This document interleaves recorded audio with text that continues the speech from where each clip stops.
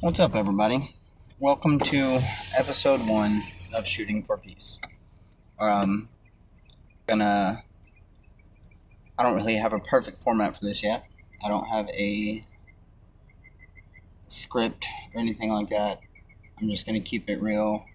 I'm going to tell y'all where I come from, and yeah, so that's how we're gonna do this. Hi, I'm Justin. 35, almost 35, and I formerly struggled with addiction. Meth. I know, I look like a crackhead right now, probably, with this black eye, but that is why you don't run near swimming pools.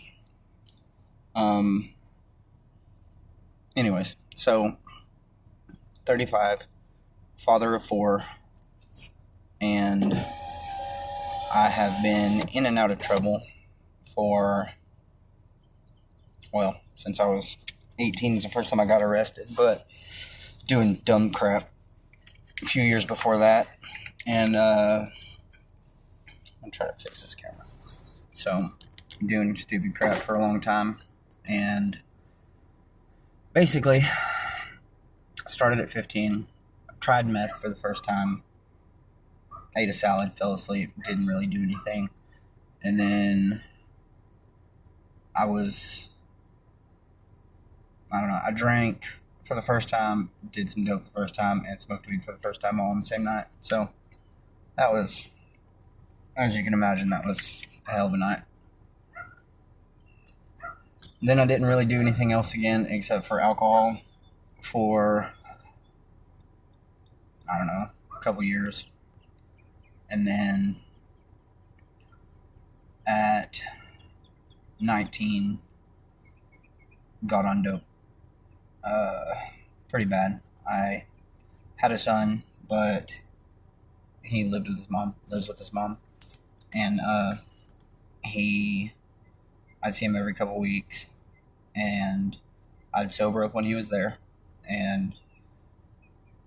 but the rest of the time I was not sober. I was using consistently. I was working at a livestock auction, and I was doing whatever it took to be high all the time, and except for when I was with my son, and did that consistently for about a year, and then I moved back to my hometown. I was living with my grandfather, and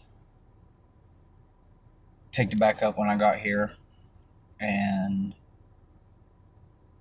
just went stupid. Yeah, drugs, alcohol, all the time. My grandfather had no clue what was going on. And I was just living and trying to chase the feeling of not caring. Because whenever I did care, it hurt. Because I'd got my heart broken by my son's mom. And that turned into a whole laundry list of issues. Went through a phase where I tried to break every girl's heart that I could. And there was a lot of them. And became a very, very, very terrible person. I was still getting to see my son every other week until one of the guys that I used to work with was trying to hook up with my baby mama and told her that I was on drugs. And that turned into a whole other issue. And let's see here, I was 22 then. I was probably 22 the first time that she kept him from me. And I was for like a month. And at 23, got into rehab. Went to rehab for no other purpose than having somewhere to stay for 30 days because I was homeless. but it actually taught me a lot, and I learned a lot from it, and I was able to let go of the heartbreak, let go of the pain of my decisions that had put me in that place to begin with.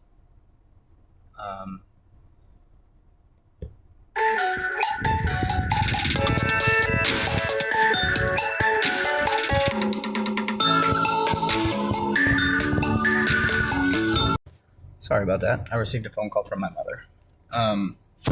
Back to what I was saying.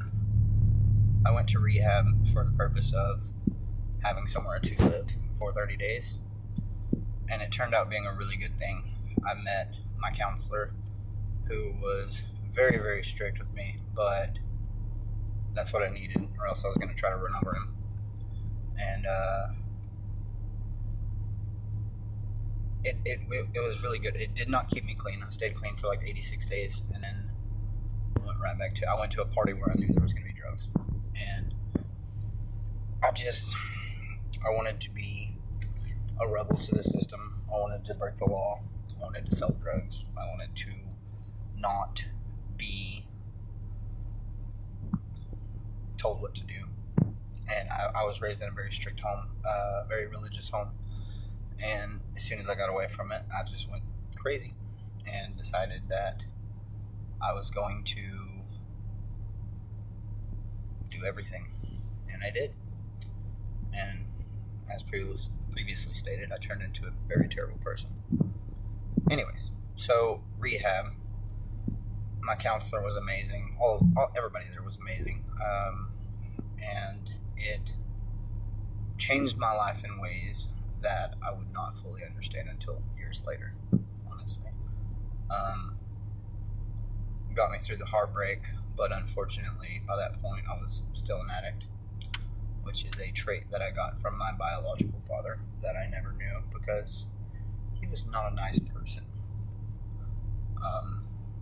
That's neither here nor there, but so life was not good. I was a drug addict, just doing everything I could to get my fix, and I was still maintaining my composure.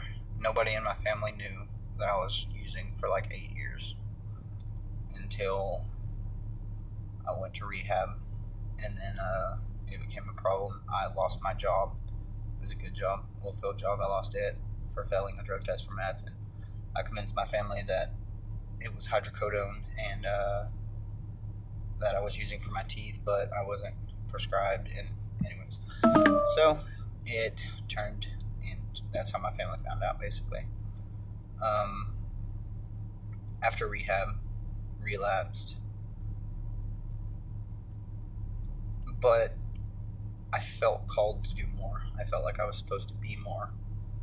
I felt like I've always felt like I'm very intelligent, and I'm not just saying that, and I've always felt this calling to do something and to change the world, and it would take me another 10 years to figure out what that was. Actually, that's a recent revelation that I have come to. So that's the whole purpose of this, is I'm going to start telling my story. I'm going to start interviewing addicts and